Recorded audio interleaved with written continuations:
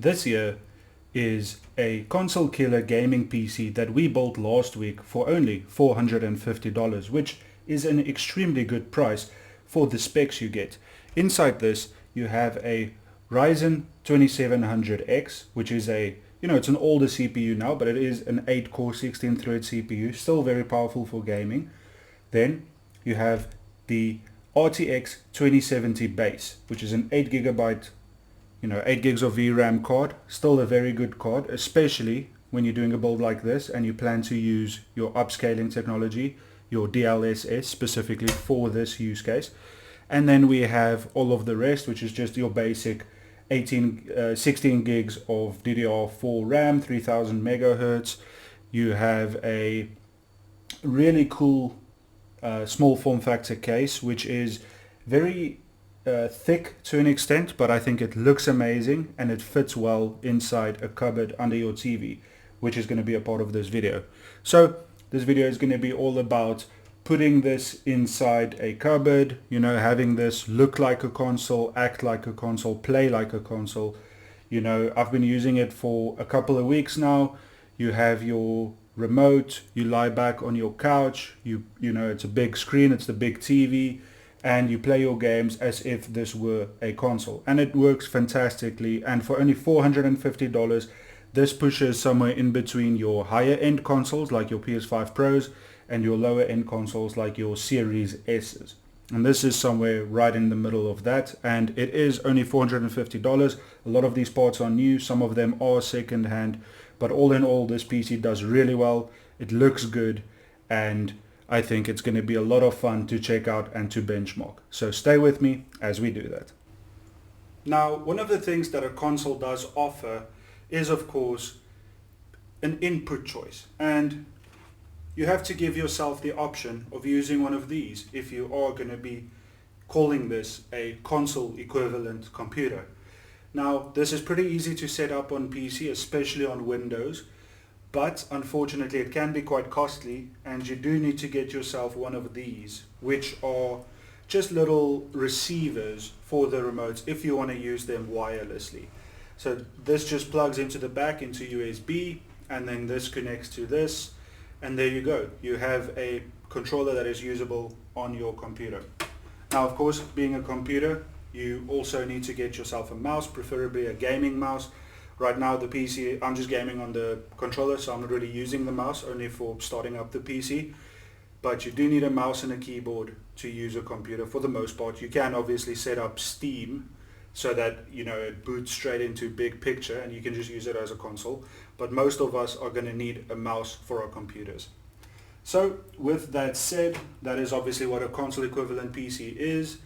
And now let's move on to actually testing it. I'm going to put it inside the cupboard here, and we are going to see how it does in games. Let's do it. Okay, getting into Resident Evil 2, and right off the bat I am getting eaten by a zombie. So this is running at 2K and it seems to be running quite well. Now we do have FSR enabled, and this is basically running at very close to the highest settings, but not quite the highest settings. So yeah, I mean, it's doing well at 160 something for the most part. Now of course FSR is helping us out a lot with this. I'm not sure where I'm supposed to go. I think I ran back. But all in all, I mean, it seems to be doing really well, and yeah, I have no idea where I'm going. I've never actually played this. I'm just running in circles, and I mean, it feels good. The keyboard and mouse I'm on right now isn't the best, so that can be better, but apart from that, I mean, it feels quite good. I just have no idea where to go. Maybe I should go down here.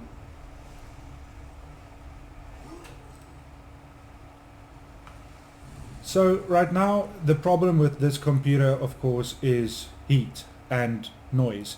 I don't know if you can hear it, but the PC is really loud. The fans are blasting on full speed and it's pretty annoying.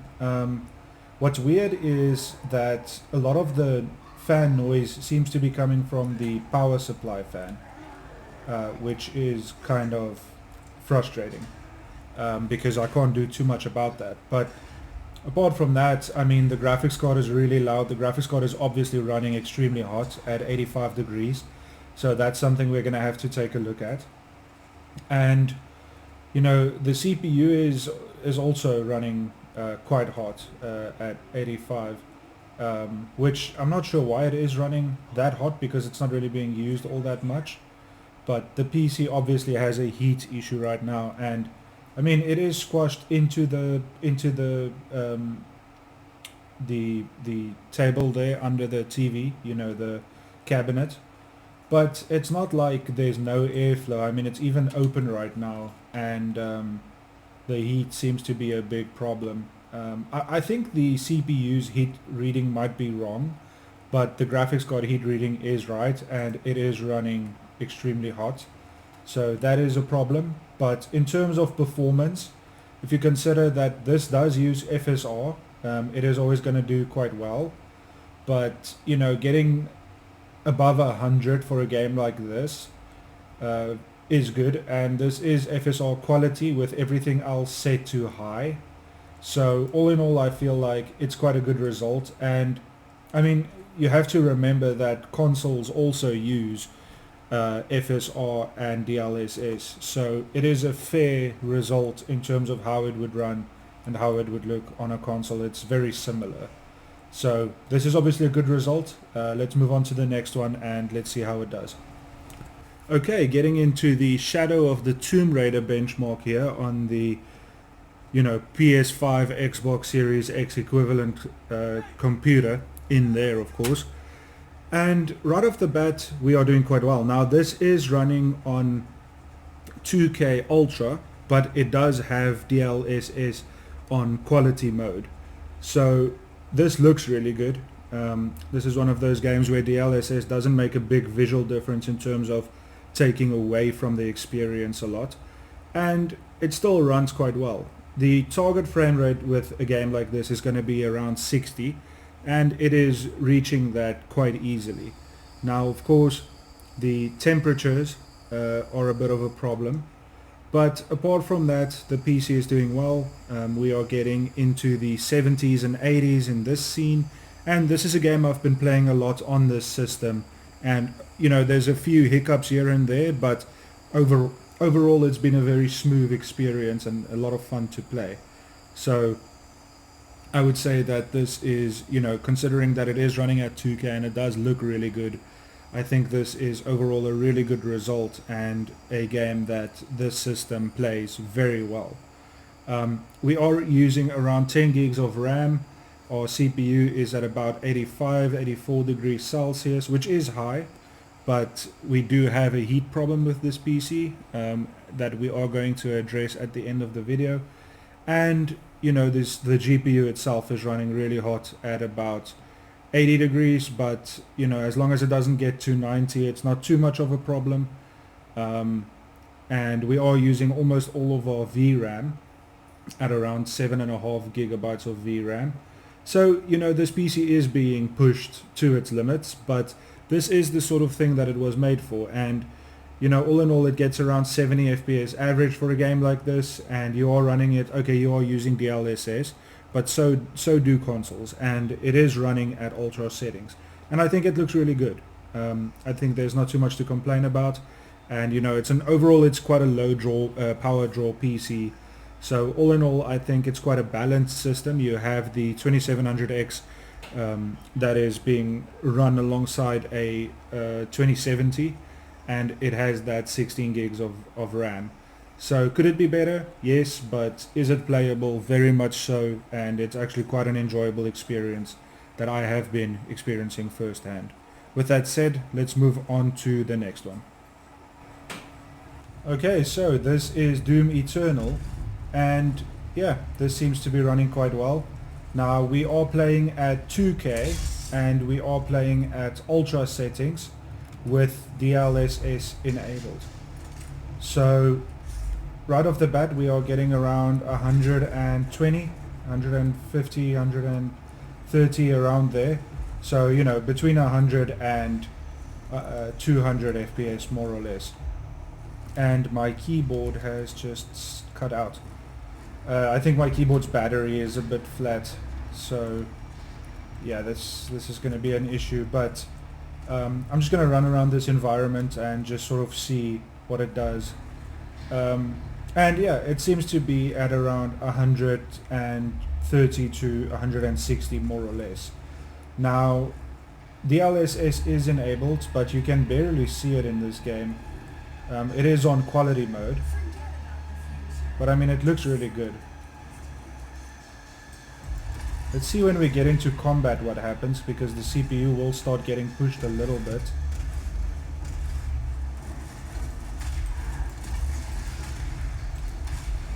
This is not the best keyboard and mouse for gaming. It's an office keyboard and mouse, so I'm struggling, but you get the idea. And the keyboard doesn't work again. But you get the idea. It is at around like 130 to 160 more or less.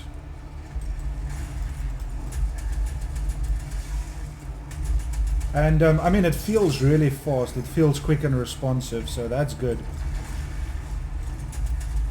feels really good to play.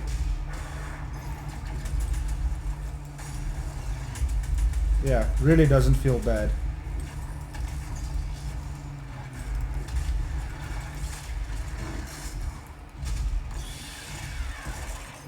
Yeah, and I mean, it's just basically staying at around like 140 more or less. So it's basically staying at around a high refresh rate, if you can put it that way. Do I not have any ammo? And I mean, it feels good. Now the CPU is being maxed out, but I mean the GPU is being maxed out, but it seems like the GPU is always being maxed out. Like, it's always working hard. But I mean, all in all, this is a good result. I feel like maybe if we went to 4K, it would do still quite well, because it would kind of balance out. So let's see what happens if we go to 4K.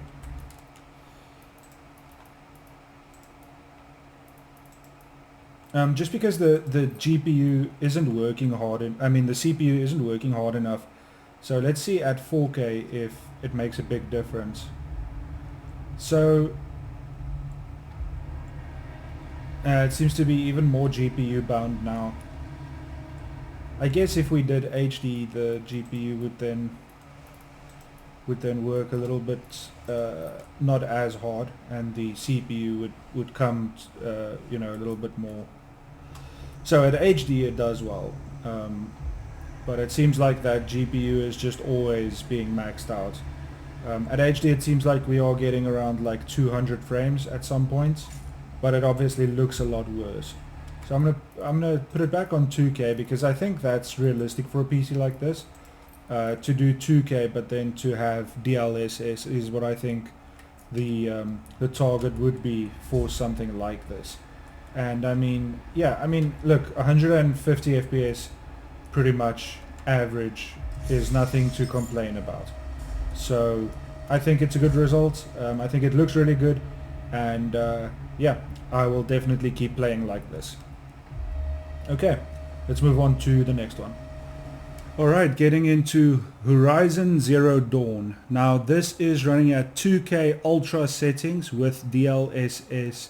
It just says DLSS on anti-aliasing, so I'm not exactly sure how that works, but I assume that it is just normal DLSS, probably a quality mode or something like that. And you know, it's a good result so far. We are getting around 90 FPS. It looks smooth. It looks like the frame time is quite good. Neither the CPU nor the GPU are being worked extremely hard in this one, so that's quite interesting.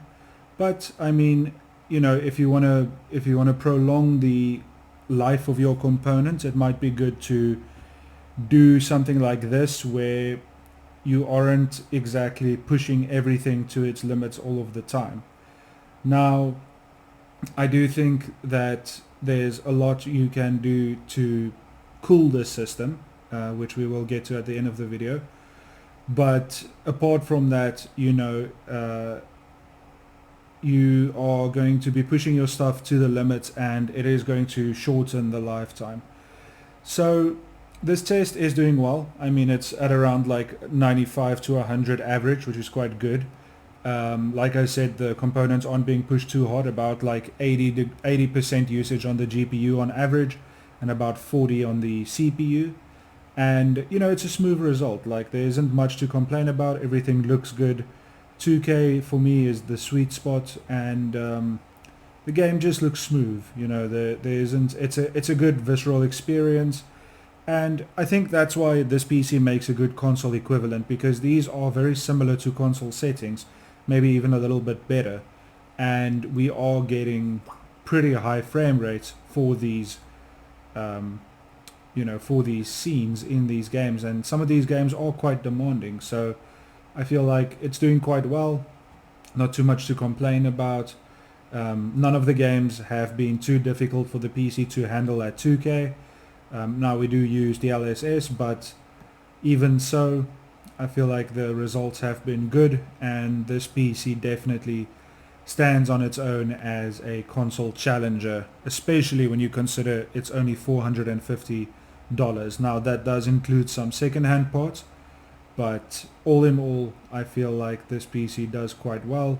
And there isn't, when you have something like this for $450, there isn't that much reason to buy a console, if you're being honest with yourself. So I feel like this test is, it did well.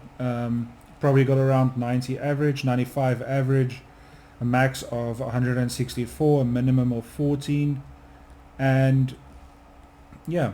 The CPU did quite well. Everything did quite well. So definitely a playable result. Almost high refresh rate numbers there. Definitely very smooth.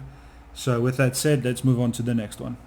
Alright, so this is Red Dead Redemption 2, and we are running on 2K at ultra settings, but with DLSS set to quality.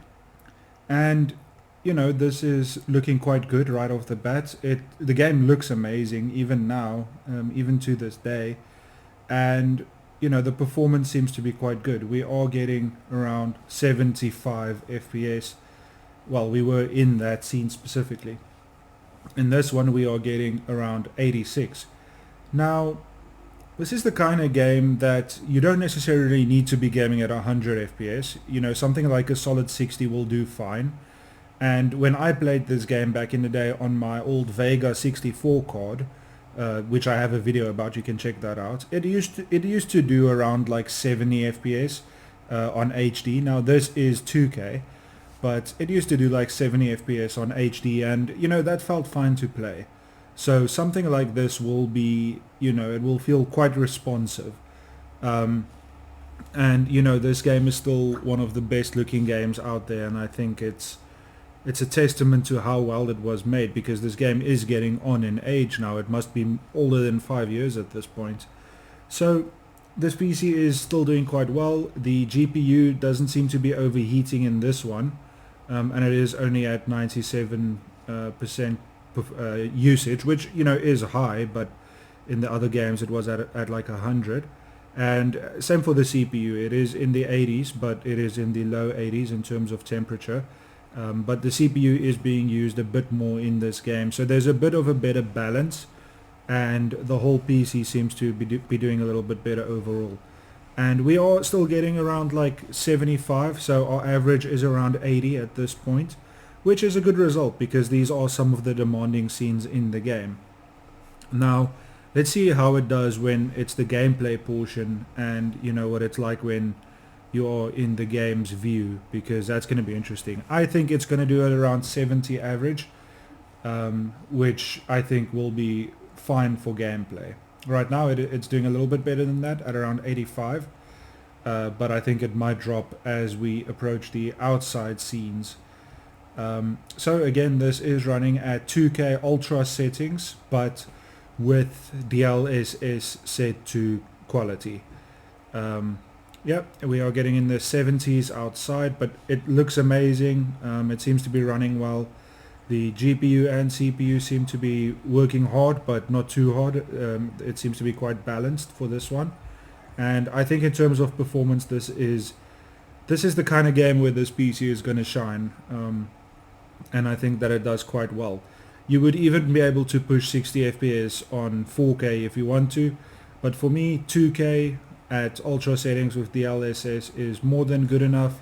I think it looks good, it looks smooth, and it doesn't work the PC too hard. And I think overall this is going to be quite a good result to play, and I think it's going to feel nice. So we are pushing around 80 watts for the CPU and around 160 watts for the GPU. We do have a 550 watt power supply in this PC, but it is not the best one. It's an Intel, an Antec Atom, so not the best one, but fine for mid-level gaming parts like these. Just don't overpower it and put something like a 3080 with a 550 watt, because that's not going to work well. But for a PC like this, that amount of wattage is going to be okay. Just don't buy the cheapest ones you can find. Go somewhere in the middle. So overall, this performance was actually quite good, I think, for 2K Ultra.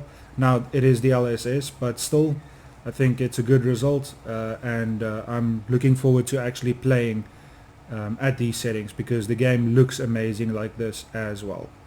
With that said, let's move on to the last one. Let's do it. Okay, this is Days Gone, and this is running at 2K at high settings, but obviously in this game we have no upscaling, no AI technology, no DLSS. This is pure rasterized performance, and it's doing quite well. So it's at around 80, 88, 85, around there, 70 to 80 more or less, and it seems to be quite a good result. Now, it isn't exactly high refresh rate, but just with like the previous games, with these console equivalent kind of games, these games, you don't necessarily need to be gaming at 100 plus FPS. Something like Doom Eternal, yeah, you're gonna want to game at 100 plus, but in a game like this, 60 to 70, sorry, my keyboard keeps dying, which is pretty annoying. A result like in the 60s to 70s is going to feel fine, and this is above that. So I think a result like this is good for a game like this. This game looks really good, and you have to consider that at the end of the day, this is rasterized performance. This is not being upscaled. This has no DLSS or anything like that. This is just pure performance. Sniper on the road. Oh, God damn it. And there's a sniper on the road apparently. Oh, and he got me. Whoa, just give me a chance there. I haven't played this in so long.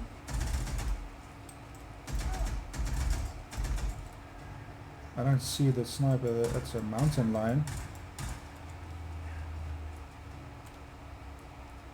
I don't see the sniper. Did I get him? Is something attacking me? Oh, it's a whole pack of wolves. Got him. Now for that sniper. Where was he? Did I get him? I forgot how fun this game is. Such a cool game. I really like this game. This is one of my favorite games. Probably like top 5. Such a fun game. And Deacon St. John is such a random character. I really love it. But anyway, so performance-wise, I mean, yeah, nothing to complain about. This is smooth. Now, we are getting close to the end of the video where we will talk about the temperatures, because as you can see, the temperatures are a issue. The graphics card is approaching 90 degrees. The CPU is approaching 90 degrees. So we're going to have to be doing something about that at some point. So with that said, I think this is a good performance. We are using around 5 gigs of video memory. Now this is at high. We can still go to ultra. But I think it looks good. I would be happy playing like this. I mean, it looks very close to Ultra, and it is at 2K. And we are using around 12 gigs of RAM. So yeah, this isn't stressing the PC too hard, and it's a good result. So not too much to complain about, not too much to say. I think overall, yeah, just a good result. So yeah, I would definitely recommend playing a game like this. You're going to get close to 90 FPS average, and it's going to be a fun time. So with that said, let me see out the video and let's do the outro. Let's do it. So there you have it. A console equivalent experience for only $450. Now, this was a very good experience, to be honest. I mean, we played games at 2K. We played them at ultra settings most of the time, sometimes high, but mostly ultra. We had good results, good refresh rates, good FPS numbers, usually above 70 FPS at these sort of settings. And we are talking only $450. But we did have to use DLSS. We did have to use FSR where we could. And apart from that, you know, the setup like it is fine, but you need a high refresh rate TV to really get the best out of this, and the TV that I have just isn't one. But where the real issue came in with this computer was, of course, the heat. Now, this computer is quite ventilated. I mean, if you take off this little dust filter there, and you take a look at the front there, there's a lot of ventilation. So it is surprising that the computer ran as hot as it did. And you have the same thing at the top there. But the fact of the matter is that these components are secondhand, you know, and the CPU runs hot. It might have been used for a couple of years by this point, you know, always being pushed to its limit. And of course, we don't have the best CPU cooler in the world. We have a little Wraith Stealth cooler in there. So upgrading the CPU cooler could be a choice to get that CPU to run that 10 degrees colder. The GPU might have been used to mine. I don't know. I bought it second hand, and it was a good price, but sometimes a good price comes with a caveat. Now, the GPU runs hot. I mean, it runs up to 90 degrees in some games. That is a big problem, and that is a problem that I'm going to have to solve. And, you know, solving that starts with something as simple as fans for the computer. And I do have some fans that I'll tell you a bit more about now. But apart from that, we're going to have to dive a little bit deeper, maybe get a CPU cooler, maybe open up the graphics card, see what's happening, repaste it, or put in new thermal strips depending on what the situation is with it. And apart from that, obviously just adding fans is going to help a lot. And to add those fans, we have a sponsor for next week's video, which is Cyberdyne. So they sent me 4 of these fans, and these are pretty good quality fans, but I'm going to tell you more about them next week. These are the Cyberdyne CZK1272. So they are sponsoring next week's video. I'm excited to show you what we're going to do with these fans, but they are going to go in this system. Just a little bit of a sneak peek there. And hopefully that's going to cool this down a lot. So for this one, I think for gaming, the PC did fantastically. I'm very happy with it for the price, $450. Think about what else you can get for that money. You can barely get a second-hand Series X, which is going to be similar to this in performance, but you know, I would rather have a computer for everything that it brings with it. So very happy with the performance. I think it did well. And next week we are going to get to cooling this down a little bit. But for now, thanks for watching, and I hope to see you in the next one. Cheers.